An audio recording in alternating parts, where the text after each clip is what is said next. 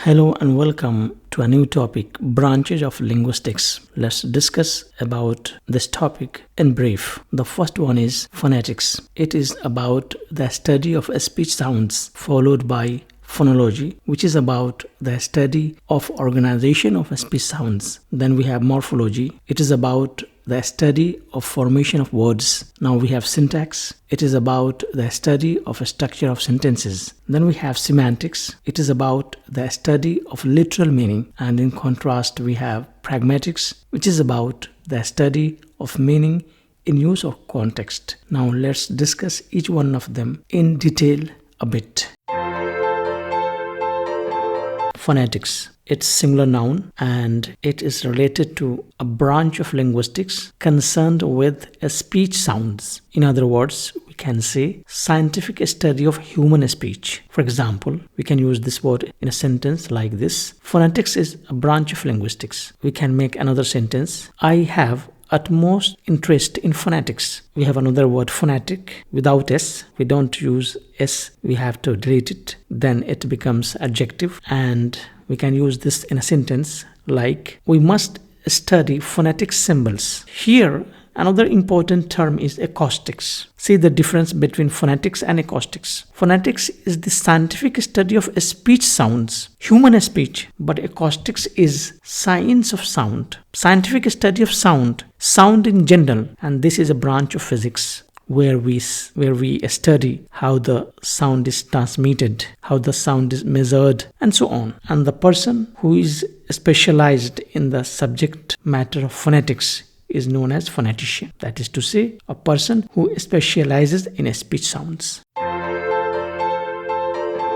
Phonology. The word phonology, it's a branch of linguistics. It is the study of the abstract sound system of language. In other words, we can explain, it is the study of the mental sound of a language. And what is the abstract sound and what is the mental sound? Let's have some more points to understand this concept. It is the organization and function of sounds in a language. How sounds are organized, how sounds function within a word. Let's have an example to understand this concept. We have a sound for, we have a sound I, and then we have a sound na. We have three different sounds. But if we organize these three sounds in a particular way, we have the word like fine.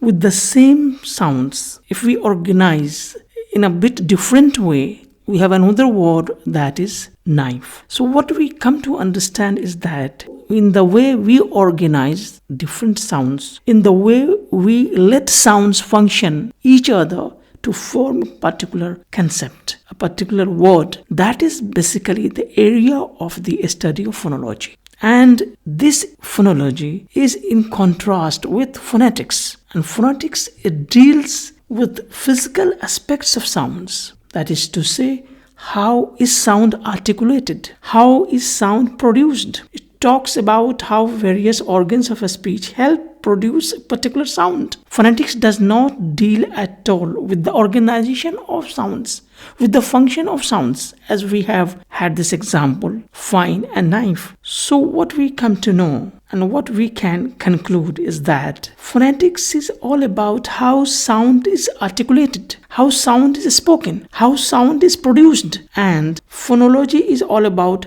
how sound is organized, how a particular sound functions in word. That is basically the difference between phonetics and phonology.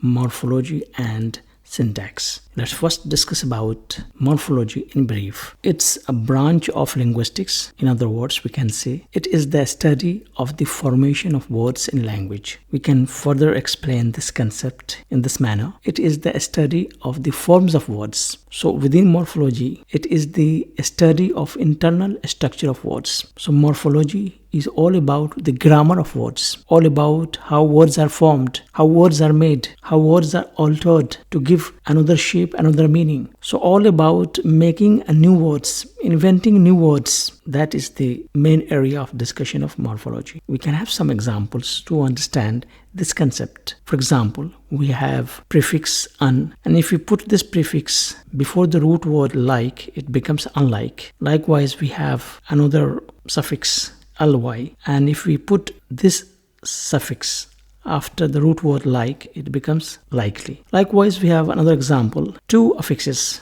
The first one is un prefix and the second one is ly suffix, and if we put before and after the root word like, it becomes unlikely. So what we notice is that in the way we have formed different words from unlike to likely to unlikely, that is basically what we say. The forms of words change when we add something before or after, sometimes in between.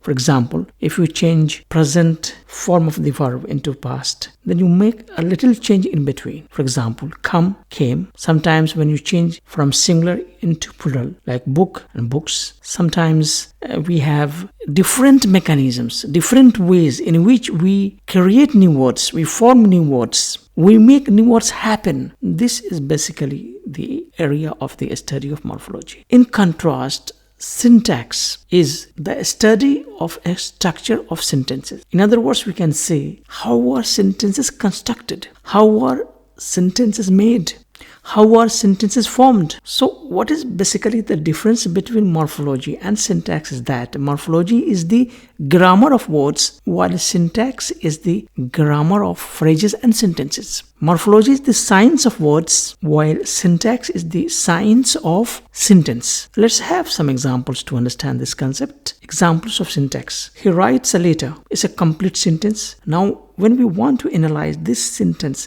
syntactically, we will look at the subject, we will look at the predicate, we will look at the verb, and we will look at all the elements of grammar that help in formation of this sentence, in the construction of this sentence. Likewise, we can have another example. Her smile is precious. Now, which part is the subject? Then we have the helping verb. Then we have the adjective. Why we say her smile? What we come to understand is that syntax is all about the study of sentence, while morphology is all about the study of words.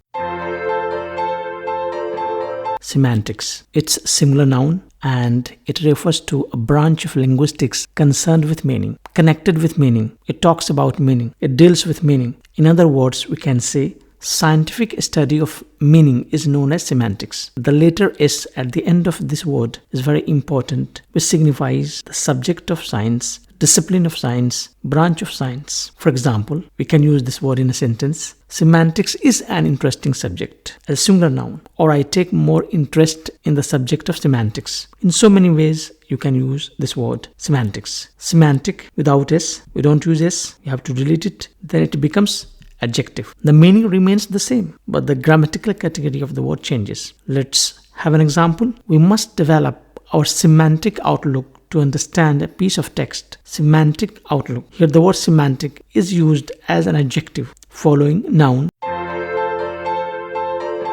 Pragmatics. It's a singular noun and it is concerned with meaning in context or use. Let's have some examples. Pragmatics is an independent discipline. I'm so hungry I can eat a camel. Look at this example. Can I really eat a camel even though I'm hungry? Of course I cannot. But the context in which this sentence is used gives you another sense of meaning. And what is the meaning? That the person is really very hungry, so much that he can eat a camel, but of course he cannot eat a camel. It exaggerates the intensity of hunger. Pragmatic without S, we don't use S, and it's an adjective, but it has altogether different meaning, and it means practical, realistic. So pragmatics, that is concerned with meaning in context. Pragmatic without S has nothing to do with meaning. It has altogether very different meaning. It's an independent word with a different shade of meaning. For example,